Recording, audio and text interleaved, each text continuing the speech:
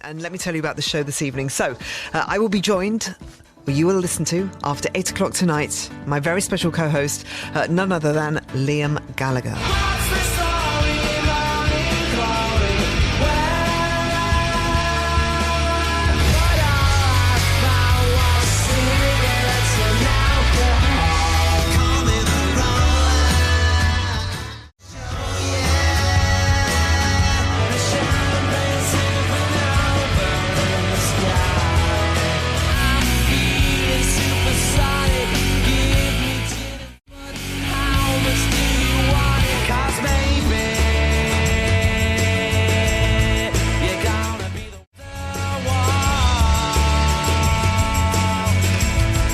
So yeah, my co-host tonight, we're having an evening in with Liam Gallagher.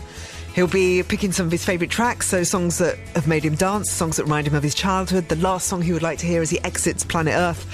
We'll be revisiting old interviews from a really long time ago now, like 1994, which will make you laugh. And also we're going to be talking about the newly announced Knebworth 22 live album. So do not go anywhere. If you've got any friends who love Oasis, love Liam, maybe you were there at Knebworth all those years ago. Maybe you were there at Knebworth 22.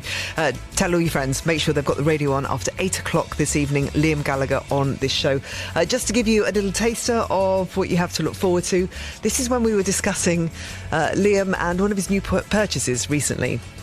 Oh, yeah. Tell me about the house. Yeah. Well, Who owned it used to before? be an old Edmonds and that, which was cool and that. And like... I know he made a lovely job of it, and so I won't be doing anything. I won't be touching it. It's all good. Okay. Was he the last person to live there? Yeah, he was the last one. Oh, yeah. wow.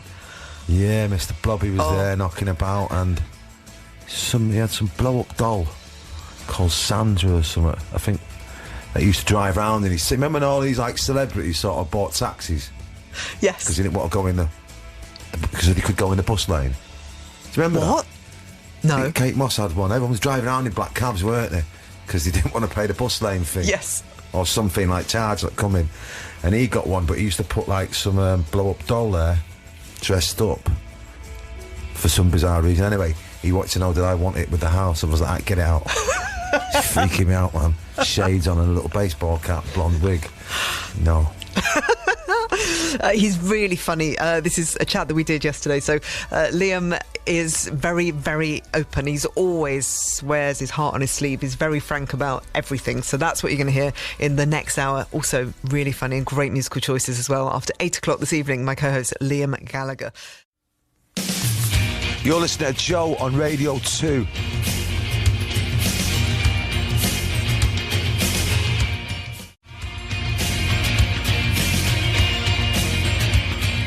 Happy Mondays and Rope for Luck, and that is the first song in this hour, and that was chosen by my co-host this evening, who is Liam Gallagher. How are you? Nice to see you. All right, actually, a little bit fragile from the football, but yeah, I will live, and now that all that stuff's over, I can get back to like sorting my napper out, because I've got a gig in about 2 weeks time, so, but other than that, all right. How has it been being a Man City fan for the past few weeks? It's been amazing, but a nightmare as well, because Arsenal have sort of been giving us a run for the money to win the league, and my missus is an Arsenal fan, so there's been lots of tantrums and doors slamming and you know what I mean, and loads of laughing, and then loads of like little weird voodoo bits, like you know like the red lipstick going a bit too much on it, you know what I mean? I'm going, well, you don't normally wear big mad red lipstick. Well, yeah, I do, just to get the voodoo in, like, you know what I mean, like for the Arsenal colour, loads of stuff like that. So yeah, I'm glad it's all over, you know what I mean? Because it is, and it's messing with my Oh, but amazing, though. It must have been unbelievable. But it's stressful, though, isn't it, as well? Yeah. You know what I mean? Like, for the kid, like, I imagine for, like, a 5-year-old kid or a 10-year-old kid, it's mega, you know what I mean? But I'm 50, and I'm knackered. And, like, I got things just from just the buzzing of football. And the emotion of it. And then celebrating it as well, you know what I mean? Because you're neither going to sit and drink a cup of tea, are you, after it? Or during it, so... God, it's done and dusted now, man. How did you celebrate? Because it's a few days ago now, and you're still recovering. It was Saturday... and we just carried on until like Sunday evening, and then like maybe Monday morning. So celebrating with who? Just friends and family around the house. Didn't go. We just watched it at the house. Who do your kids support? They're City fans. Oh, okay, of course. I mean, Molly's a Liverpool fan, so we don't speak to her much. And then Lennon's he's a City fan, but he's not really bothered really. But he'll come and cheer it on for the crack and that, but Gene's bad for them. Good. Gene's proper into it. He's really leery as well with it, so you've got to cool him out. Are you friends with any of the players? No, I don't really. I don't go for that, me, man. I've met a few of them sometimes, but I'm not like our kid who's down there stalking him every 2 minutes in the dressing room while they're semi-naked after just putting a 90-minute in shift. I don't do that. I don't, as you know, I'm not a celebrity lady of the night, as they say, you know what I mean? I kind of keep myself to myself. We just played Happy Mondays and Wrote for Luck. Now, that took me back to the Astoria in London when I saw them for the very first time back in the day. God, I don't even think I was working in radio at that time. Right. But where does it take you back to, your journey with the Happy Mondays?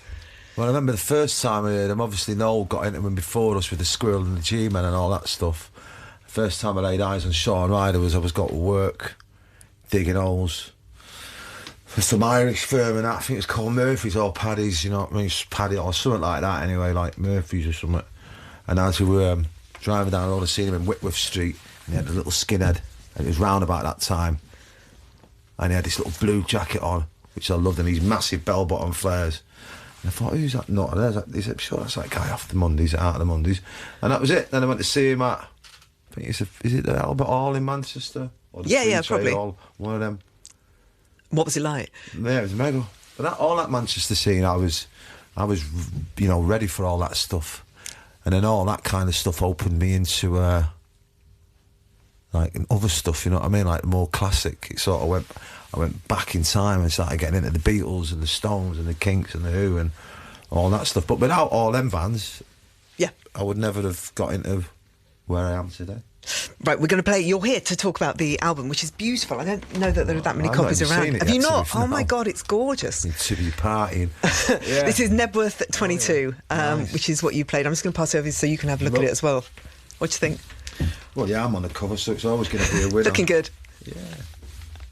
No, I love it, man. I mean, it sounds mega, and you know, it was a top few days out. We're going to play a track from it and we'll talk more after this. So this song, Roll It Over. Oh, yeah. This is a single, isn't it, that's coming out. Why this song? Because you didn't play it with Oasis, did you? I think we might have played, I'm not sure, you know, I can't remember that far back, but we may have and we may not have, and if we did, it would have probably been half of it, and Noel would have probably walked off halfway through it and that, but anyway, we played it this time and it sounds mega. With the choir and all that, it sounded amazing, so yeah, I think I've done a good job on it. Right, this one's called Roll It Over.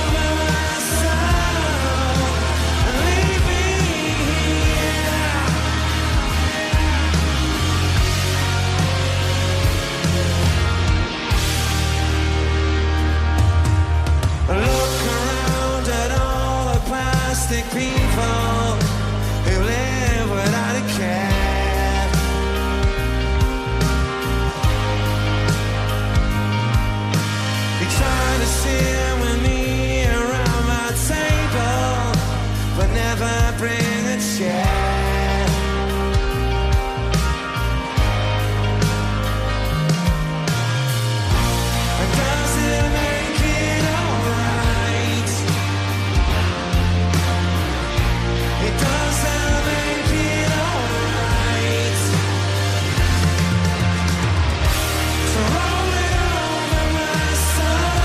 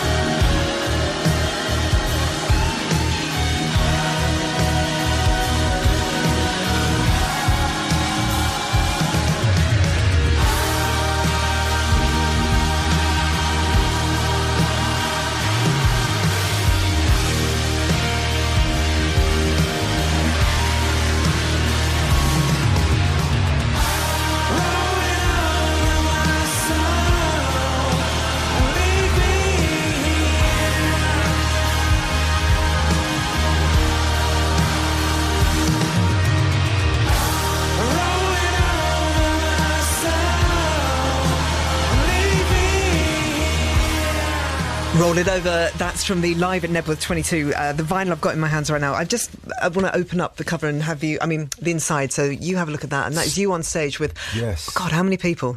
Any idea? I think it was like 70,000 a night. No, it was amazing, man. I mean, people ask, you know what I mean? It's like, what's it like and that? And the way I can see it is like, obviously we did it with Oasis in, whatever that was, 26 years ago. 96. Yeah, and all that, and it's mega and that, but you don't really take that kind of stuff in when you're a kid, or when you're young and that, because you're just getting up, you know, you're too busy off your head anyway, whatever. So, I imagine going back to it 26 years later, you know, obviously they're both amazing things to do in that, but it's like a boxer when he wins his first title, it's amazing, but then when you lose it, and then you go back and win it 26 years later, I think the one that means the most is the one 26 years later, even though the one when you won it first time was mega as well. You know what I mean? Not bad for someone who's meant to be disingenuous. Right, I'm going to get this out. Let's just get this out of the way, because you've talked about the football. There was, of course, the quote that you said, which was, if Man City wins the Champions League... I never said that. It's a tweet. I've got it here in front of me. It wasn't by me, mate. I'll call my brother and I bring back the band together. I never said that, no. I think it was when someone else was tweeting, being silly and that. It wasn't me, though. OK, well, that's the perception. Our kid's been called many times to get the band back together. OK. It just so happens that this time he wants it when he's got an album out. But he's been called many times about getting the band back together, and the way I see it is it ain't happening. I won't be calling him. He'll be calling me. He split the band up on his terms, and I'll be getting it back together on my terms. And I'm a reasonable person, but I'm very good friends with the universe, and we have ways of making it happen, because it will come round to him calling me, and that is it. And now I've been asked many a times, about Oasis. I never turn around and go, I get asked just like everybody else. When's Oasis get back together? Oh, it'll happen. I don't sit there and go, it's going to happen next week. Trust me, like that. I think it will happen. You say he split the band up on his terms. Yeah, of course. So what happened? Liam, tell me. It wasn't going too well for him, so he wanted to be a solo star. That's the way I see it. There was nothing. No one knew it was coming, and you don't split bands up like that when people have got. You know, it's a big thing. You know what I mean? If he did want to go and do a solo career, cool. I'd have quite happily had 2 years off. You know what I mean? So he sort of just went, boom, pull the plug like that, and I just think that's snide, so... How was that for you? Well, I'm still not, obviously, still got the ump with it, haven't you, because he threw his younger brother under the bus, you know what I mean? I've got bills to pay as well, and so did everyone else that worked for it, and we had dreams as well and stuff like that, so you just don't do that, so obviously I've still got the ump about it, and like, you know, there you go, so... We'll see. I'm going to play this because he was asked just the other day, right? So, and I'm sure you will have seen this, so I'm going to play it. I dare you to call me, and you won't call me, because if you do call me and I go... Right, just when he turns into a wrestler, Ric Flair. Actually, I dare you. I dare you. I've seen it. I don't want to wear it again because it'll put me in a bad mood. Well, OK, so he says, you know what happens when you get in a room together. What does happen? God knows. I reckon he'll tickle me to death with his feather duster or something, you know what I mean? Yeah. God knows, we haven't been in a room for however long. That must be so hard for your mum. Because we've just been talking about you. She's kind of over it, you know what I mean? She's like not bothered. She's just like, we're a pair of idiots. But, you know, it's like... the olive branch has been put out to him many a time. Have you personally called him? I haven't personally called him. I'm not going to personally call him. Why? I haven't got his number. He will call me. I know he will. Because the universe will make him. That's what will happen. Obviously, you were hurt when he split the band. Yeah, and that's an awful lot. Because it's... So you didn't do anything wrong? Not as much as I normally do. I haven't done anything wrong. As I normally do. Oh, no, we're in a rock and roll band, aren't we? You know what I mean? We're not the tweenies, you know what I mean? It's like... You want him to call? For your relationship, not the band. That would be lovely for me, mum, wouldn't it? And it'd be lovely. I'm asked about the band. The band will get back together when it gets back together. It'll be lovely for brothers to be talking, and my mum and all that. It'd be lovely. And my other brother. And families that haven't seen each other, like my kids haven't seen his kids, I haven't seen his kids. So all that would be great. And then we can get back to business. Or whatever, even if we don't get the band back together, that would be nice, you know what I mean? But maybe you could solve this if you simply just went, do you know what? All right, I'm going to, and I'm going to call him. And have I got his number? Yeah. Go on, let's call him. Call him now. Don't be silly. You move on then, yeah? Yeah, we can move on. Cool. Of course we can. Right, so let's go to childhood song. Right. OK, and this was part of my childhood as well, so... Rhubarb and Custard? Yeah. Right, let's hear this. Seems apt.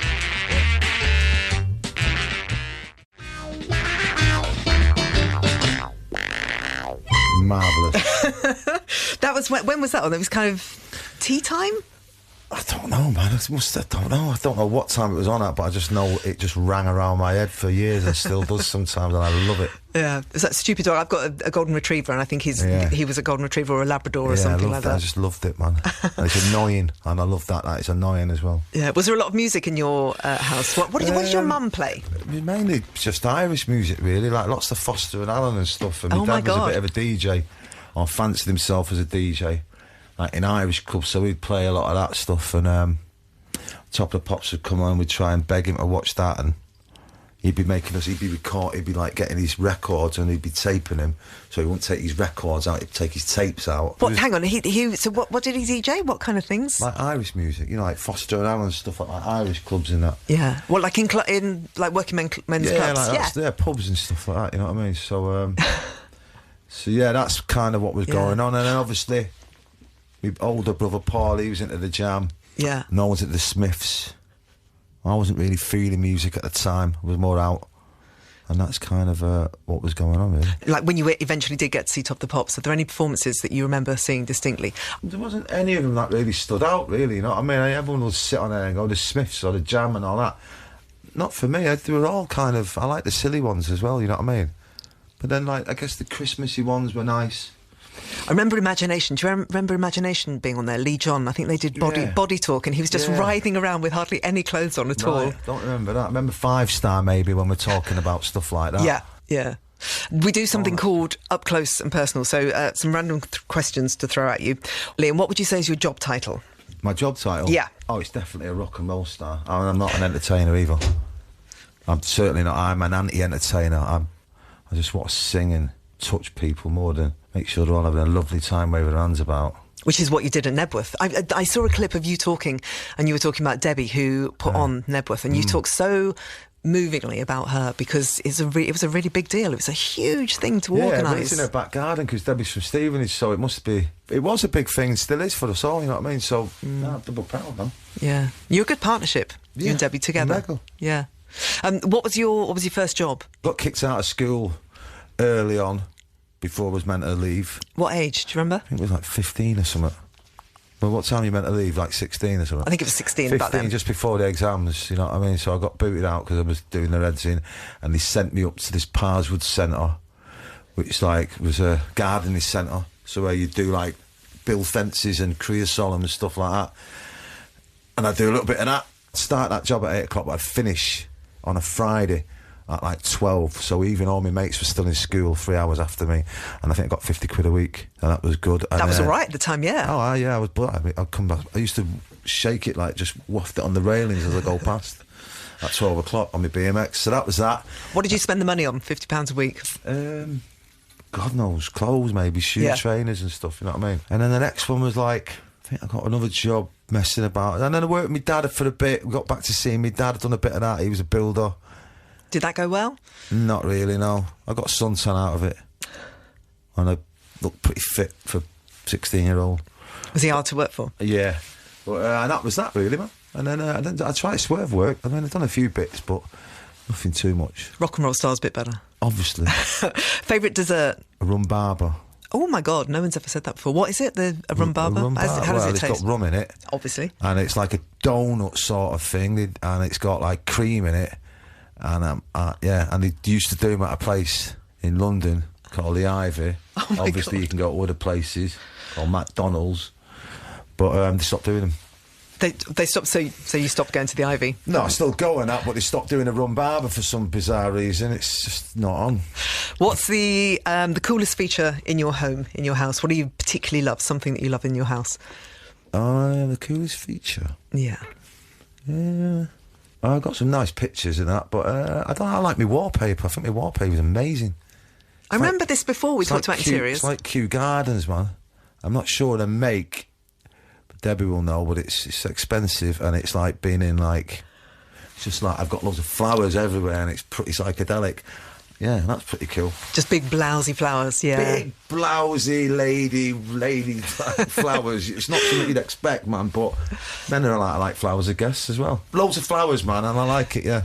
Do you like gardening at all? Have you extended into that? No, I'm not into that. No, I don't like getting my hands dirty and that, but I've got a love gardener that comes around and does it all for us. Very nice. Do you do karaoke ever? No, none of that nonsense. Last impulse buy is what have you spent your money on recently? Someone was asking what trainers you're wearing these days. What trainer? Well, I got my own ones, haven't I? So I'll get them for now. Nova Star pumps, man, because like they remind me of when I was about 16, 17, and we were obsessed with Dunlop Green Flash as a kid, and like you could get them for like, can't remember the prices, but like you'd get a pair every weekend, you know what I mean? Because they were that cheap, and you could beat them up and all that, and you go and see gigs, and it didn't really matter. So and the Nova Star do like loads of colours of them, so, and they're just like battered pumps, so I kind of like that thing. But my favourite trainer, I don't know.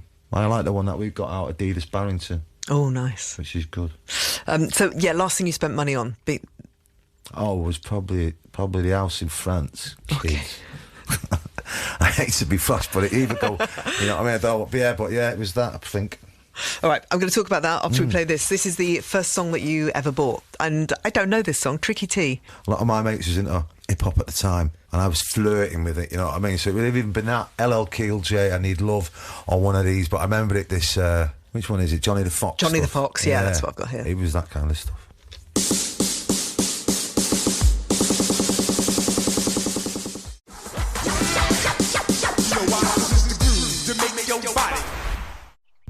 We were just talking about extravagance and the last impulse buy, and you said the house in France. Yeah, that was the last thing. Yeah. That's nice. It is nice, because I just don't trust banks at the moment. I'm not a conspiracy theory, but I'm just like, I don't trust anyone when it's sitting there like that, and I'm thinking, nah, because they just turn around, won't they, my mind, and go, it's gone. What are you going to do about it? So it was nice to get it out of there pretty sharpish and get it over into something, you know what I mean? And but to have somewhere to go to and take your mum? Yeah, and have somewhere to go and take my mum and the kids and all that tackle, because them holidays to Mustique, man, they start costing a few quid when there's 20 of you, you know what I mean? You're big on family, really big on family, aren't you? Yeah, well, I mean, we see each other a lot. I mean, we see a lot of each other, you know what I mean? When you can, you know what I mean? They've got their stuff going on, you know what I mean? They don't want to be hanging out with the dad all the time, but if you can get a moment and you have a holiday and all that tackle, then I'm pretty like, let's get over there and hang out with each other and see what we've been up to. But what do you love most? What do you do when you're all together? Just, you know, having a laugh. Just being in their company, because it goes really quickly, doesn't it? But I think it also... Just being in a company, like, we're not sitting around reading books and that, you know what I mean, or discussing a Rembrandt or whatever he's called, or whatever she's called, and that. We're having a good time eating food, you know, having arguments, you know, all that stuff. Just having a good time, man. It's good as they get older as well, I think, your kids, because it's obviously you have loads of fun when you go into soft play centres or whatever you do, but as they get older, you know, there's... Well, for me, when they were young, I wasn't really there that much, to be fair, you know what I mean? So it was like, even like, you know, you're there a bit, but you're not really there, you know what I mean? Because of whatever, you know what I mean? So, like, it's nice to sort of, you know, be there. Yeah. And like, they know now as well, you know what I mean? Because they're getting little hangovers themselves and that. And they're sitting there going, oh, Dad, you know, like, you know, I mean, you used to be going, yeah, look, I'm not going out to, you know, not doing any of that today. And I used to think you was a bad dad and all that tackle because you were like hungover in bed. I get it now, you know what I mean? Because when you're asking them to come round, they're going like, no, I was out till 6 in the morning. So, you know. Because they're out partying now, so... Yeah. But it's good. So you're doing catch-up and just enjoying being the dad. Exactly. And with your mum, you're obviously still incredibly close to your mum, Peggy. Yeah. Is that her name? Yeah. I don't see as much as I'm meant to and that, but as you should. But, you know, we speak every day, kind of, you know what I mean? And she's all every good, day? Yeah. Oh, that's so nice. Well, not every day, but we text every day and stuff. But, I mean, there's only so much you could talk about the weather, isn't there? You know what I mean? Hot out, innit? Yep. Thunderstorms later on. Yep. What are you having for tea? Not sure yet. Alright, I'll speak to you tomorrow. You know what I mean? It's just a text at me, you know what I mean? But no, she's all good, so I'm going to be seeing her soon to go to France. Lovely. And have you done the interior, the design? Because we've been talking about the design of the place in France. No, it was already done, man. Oh yeah, tell me about the house. Yeah, well, who owned it used before? to be Noel Edmonds and that, which was cool and that, and like, I know he made a lovely job of it, and so I won't be doing anything. I won't be touching it. It's all good. Okay. Was he the last person to live there? Yeah, he was the last one. Oh, yeah. wow. Yeah, Mr. Blobby was there knocking about, and he had some blow-up doll called Sandra or something. I think that used to drive around and remember when all these like celebrities sort of bought taxis? Yes. Because they didn't want to go in because they could go in the bus lane. Do you remember that? What? No. Kate Moss had one. Everyone was driving around in black cabs, weren't they? Because they didn't want to pay the bus lane fee. Yes. Or something like charge that come in. And he got one, but he used to put like some blow-up doll there, dressed up, for some bizarre reason. Anyway, he wanted to know did I want it with the house. I was like, get it out. It's freaking me out, man. Shades on and a little baseball cap, blonde wig. No. Did you meet him? No, didn't meet him, no. No. I couldn't believe that he got kicked out of I'm a Celebrity. Do you watch I'm a Celebrity at all? I watched it at the time, but I can't remember much about it. Oh, he was kicked out really early. I used to watch him on Swap Shop, man. He was mega. Yeah. I loved that programme when you could ring in and sort of go, I've got like Evil Knievel here, but it's got one wheel. But can I swap it with a geezer from Coventry for the hot stepper or whatever it is, or, you know, Shaky Stevens needs 7-inch. Thought that was a good concept. It was a great programme. They came to Northampton. We were so excited. I remember watching TV and it was just like, oh my God, get yourself down to the park. Proper, man. Swap Shop. We've discovered some clips of interviews that you've done in the past, and this is one, and I haven't heard these either. This is something that I was interviewing you in 1994, and it was in a hotel, and it was just ahead of you going out on tour, Oasis going out on tour. I think you'd recently lost your voice, apparently. I think Noel had to step in and sing. So this Downfall. You know what I mean? That was the day we created a little monster. Little monster with large hair. Is this the beginning? Well, probably, yeah. Should we listen? Because I haven't heard this either, so listen up for this. You really are on the threshold of being, you know, very big and very important. And that doesn't surprise you at all? No. How does it feel, though? Does it feel, like, incredibly exciting? Yeah, it feels normal, though, because you think, because all them bands today, they don't write no songs, and they just write half a song. That'll sell at about 5,000 indie kids who haven't got a clue anyway. Do you know what I mean? And that is it. So what are your aspirations, then? Just making a proper song. That can be, when indie dies, whatever it is, don't know what indie is, but in 30 years' time, there won't be such word as indie. Many of our songs can go down with it. So, like, you know what I mean? It can be put there at any time, so just timeless music. I knew I was a prophet. 30 years' time, there you go. Wow, you were a prophet. Yeah. Could we have sounded any younger and any less trying to be cool and like? No, I don't think we were trying to be cool. I think we were cool. Who would you have been imagining? Like, because the NME was really big and important when you were making music. So would you have been trying hard to impress them? Do you think? Me? Yeah. Well, I wouldn't be trying to impress them. No. Oh no, I was never trying to impress them. But I used to buy the magazine because it had bands in there that I liked, but I wasn't bothered whether we were in it or not. They wouldn't. We'd still get to the kids without being in their magazine, you know what I mean? Because we were out gigging, you know what I mean? And that's what a lot of people forgot, you know what I mean? Oasis wasn't big because of some people on radio or some people in a magazine that hyped us up. We were out gigging and we played every night and we got to the kids that way, you know what I mean? Obviously it helps a little bit, but we were always going to come through and we were always going to get to the kids because we were out doing what we meant to be doing. A lot of these bands these days, or still whatever, none of them want to get in a van and gig, you know what I mean? It was completely different then, wasn't it? I remember you coming in to do the first evening session and you did Live Forever just in the tiny little studio where we used to do it over at Yolding House, it was called. And just remember, it was extraordinary. You were amazing. You know, we had our moments. There was days when we were mega and then there was days when we were a bit not mega. And then there was days when we shouldn't have got out of bed that day. And then, but I think when you look back at it, 80% of it, I thought we were decent, man. Did you ever feel the pressure of doing what you were doing? Because I think people can feel quite fragile and quite intimidated and done in by the whole music industry and what you have to go through. I loved it. I wasn't the songwriter, so I imagine someone who has to get up and write the songs, you know, and all that, and come up with, you know, if you make a great album and like the next year, you know, record companies, I was sort of, I've never spoke to a record company. I don't really speak to them to this day, you know what I mean? Not because I don't like them, it's just there's not much to say, you know what I mean? I just go and do what I do and then that's it. But I imagine if you were like the songwriter at that time, the pressure would get to you, you know what I mean? But it wasn't for me. I was out having fun. And I think that's the elements of being in a band, you know what I mean? You know, we was out having fun. All I had to do is look kind of pretty cool and just sing. But that's quite frightening as well. Some people would crumble under the idea of walking out on stage, but that's not you. That doesn't apply to you at all. That was easy. I could still do that, you know what I mean? Yeah. So when you're walking out on stage for Knebworth 2022, any nerves at all? Obviously, anything? you just want to get on there and like do your gig. I'd done like a gig at the Etihad 2 nights before, and you know, and some days, you know, and I think I'd sang like 22 songs that night, and I don't normally do that, but I wanted to give the kids value for money, so I normally do 20 songs. I might have pushed it a little bit. So then I had a day off, and then we had 2 on the bounce at Knebworth, so I was a little bit like, hope the voice all's out, but not hanging about with 70,000 people and giving it the big one. I can do stood on my head, you know what I mean? Hopefully you just sit there and just go, God, I hope the voice sounds all right, and I sort of always sit there and think, if I can get to the 10 mark, like the 10th song and that, then I'll be fine and that. But sometimes you look down and you get to the 2nd song and you're thinking, this is going to be a long night, man. So I got to the 10 mark on both nights, and it seemed to go all right, you know what I mean? But nah, I never get nervous, ever.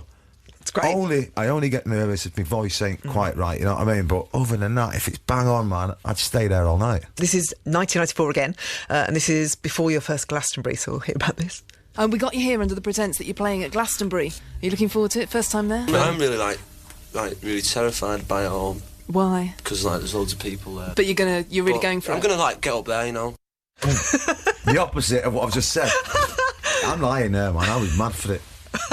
Really? I wasn't terrified. No. I don't think I was. We asked you to choose the last song that you would want to hear as you exit planet Earth, and you've chosen Stone Roses. Is that when you're dead, though? How would you hear it if you're dead? It's the last song that you hear as you're dying, right. And it's, you're listening, and then by the end of it, you're gone. Okay.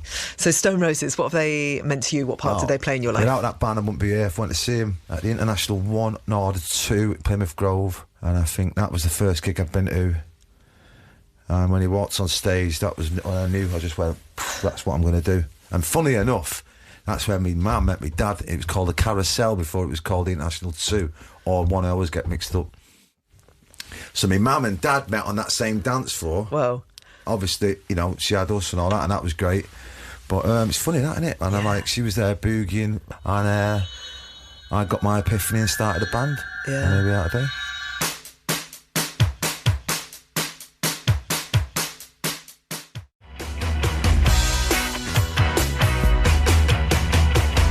There you go. I am the resurrection. Happy?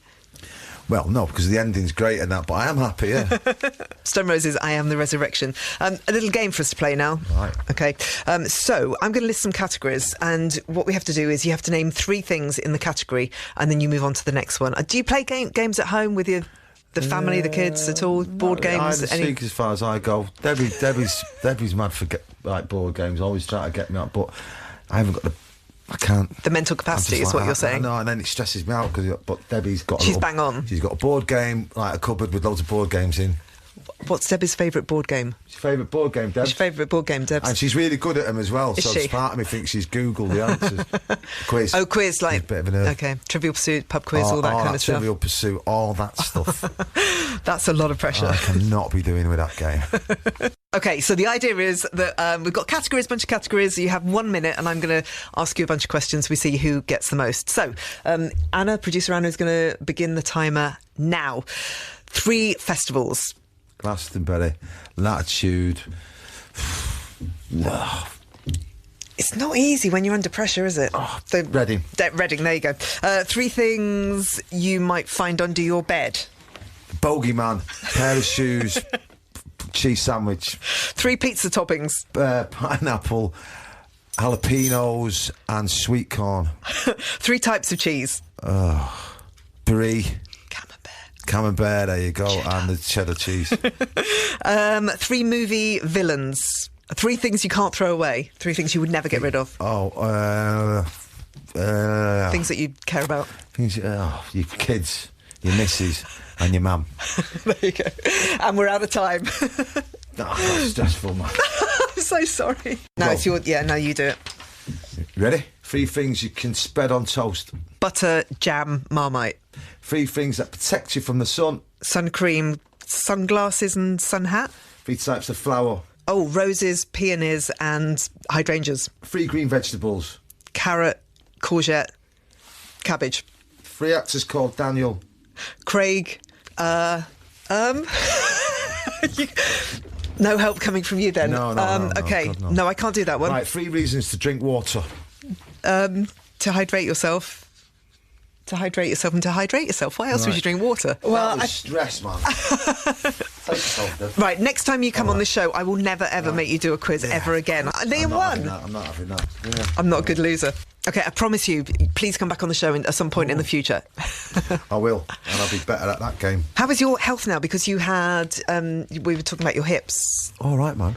Yeah, man, I feel good. Just got to get out exercising now. I'm doing a bit. I've got a gig at the end of the month, so... But having a hip replacement, it's a big deal. Yeah, 5 months. So I had it done 5 months ago, but... Yeah, all good, man. Did you have them both done at the same time? Yeah. Wow. So you... but actually, they get you up and walking, don't they? So then they try and get you up and walking, like, but it wasn't happening, so I had to go live. I went back home. I just wanted to get out of the hospital. Can't be doing with hospitals, one. So I was there a little bit longer, and went home, just sort of chilled out in the house. Lots of physio. And you... No physio, man. I don't like people touching me, so I was lying at the doctors. They were going, like, how's your physio going? I was going, yeah, he's a nice guy. He's chill. I've not had any. Can't be bothered with him. You don't like people touching you? No, I can't be doing with it. I don't like people that I don't know, you know what I mean? It's like when you get a massage, you know what I mean? You always ring down at a massage, and I just go, what have I just done that for? Because as soon as it comes, you just go like that, can I cancel? So you're not into massaging feet? Not into it, no, not into that stuff, not into it. I'd rather just go... don't like it, man. So what exercise are you doing at the moment?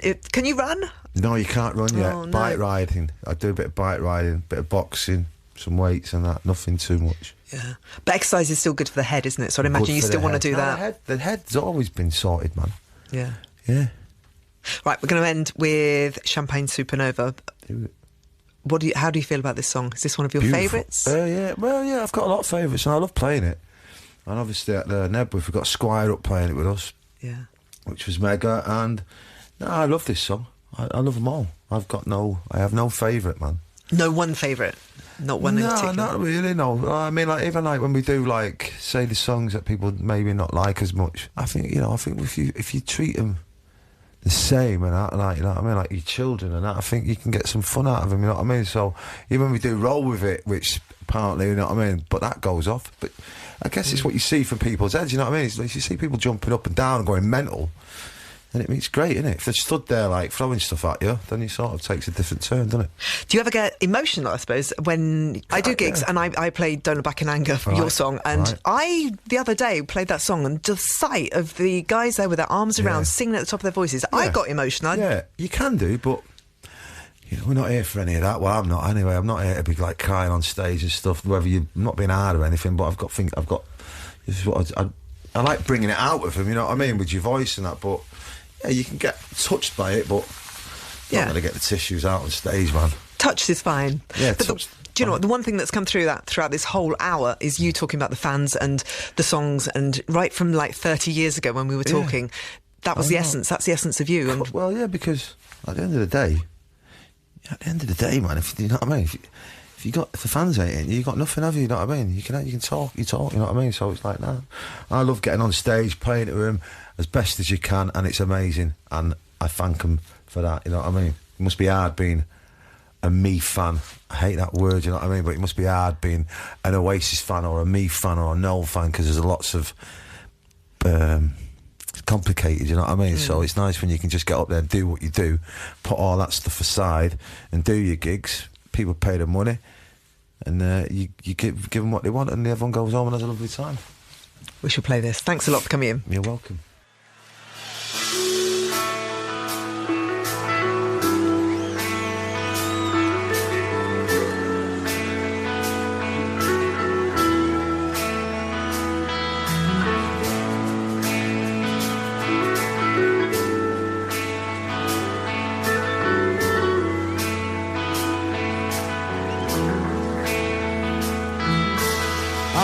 Special people change.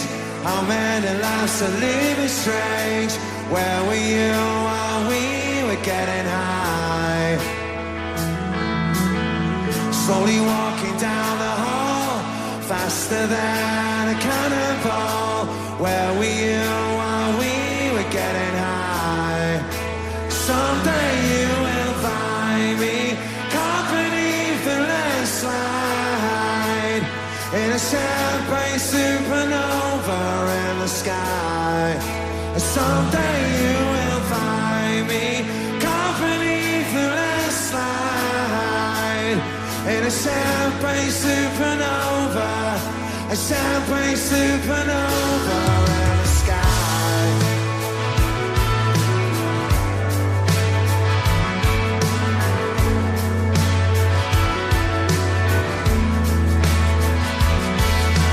Wake up the dawn and ask her why. Dreaming she never dies. Wipe that tear away now from your eye. Slowly walking down the hall, faster than a cannonball. Where were you while we were getting high? Someday you will find me caught beneath the landslide in a champagne supernova in the sky.